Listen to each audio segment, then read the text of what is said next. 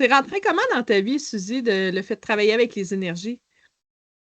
En fait, j'ai commencé en 2012 dans mon cours de zoothérapie en cheminement personnel. Au fil du temps, ça s'est beaucoup modifié plus en cheminement énergétique spirituel, mais c'est vraiment là en 2020 que ça m'a comme attaqué, si je peux dire, dans le sens que c'est devenu très, très, très présent dans ma vie, au point de dire que je peux pas faire comme si ça n'existe pas. Dans le sens que en 2020, je me suis mis à canaliser beaucoup, beaucoup, beaucoup. Suite à la troisième lecture du livre du moment présent, j'ai été capable de pas mal taire toutes mes pensées. Fait que ça, ce que ça a fait, c'est que j'ai eu accès tout d'un coup à tout l'invisible autour de moi, y compris les guides, y compris les essentiels. Donc, ça a fait un gros boom. Ouais.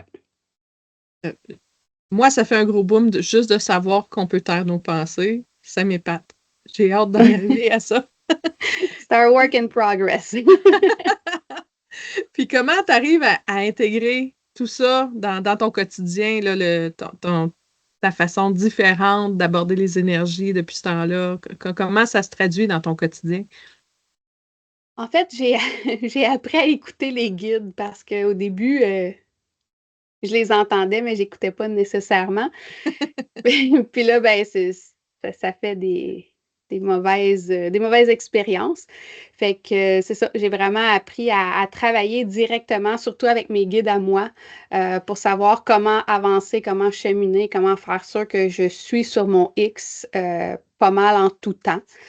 C'est pas facile parce ils m'ont fait passer là, de A à Z, j'en ai vu de toutes les couleurs parce qu'on est vraiment venu sur Terre, on est venu s'incarner pour se libérer de nos karmas. Fait qu'avec mes guides, c'est ce que je fais dans tous mes moments présents quasiment. Je travaille mes karmas. Fait que c'est ça, on travaille en équipe dans le fond pour prendre conscience de qu'est-ce que j'ai à changer. Puis après ça, ben, j'ai de l'aide pour faire mes changements. Comment ça a changé ta vie d'avoir intégré ça dans ton quotidien?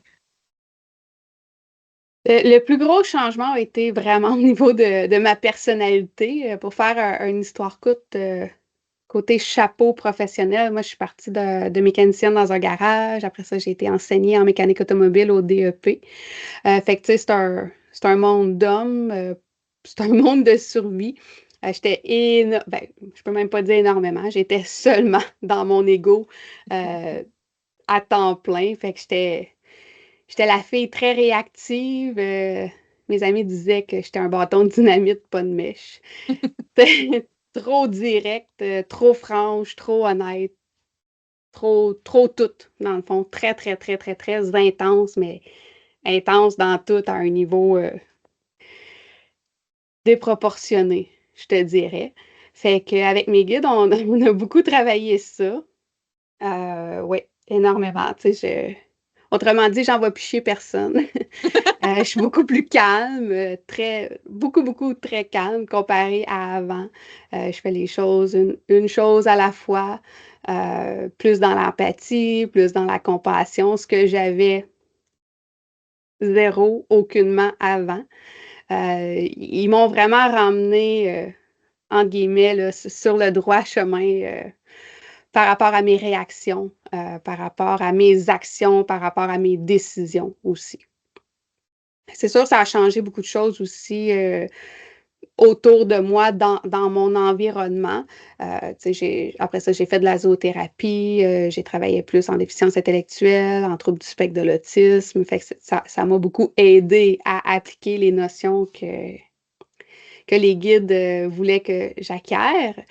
Puis après ça, ben, autour de moi aussi, veux pas, les gens ont changé, ça a fait des transitions dans ma vie. Donc maintenant, je remercie le ciel parce que j'ai plein d'amis qui travaillent comme moi dans l'énergie, comme moi au niveau spirituel. Fait que je suis capable d'échanger, on est capable d'échanger, on est capable de se nourrir là, au travers de ça, ce que j'avais pas dans le fond au début.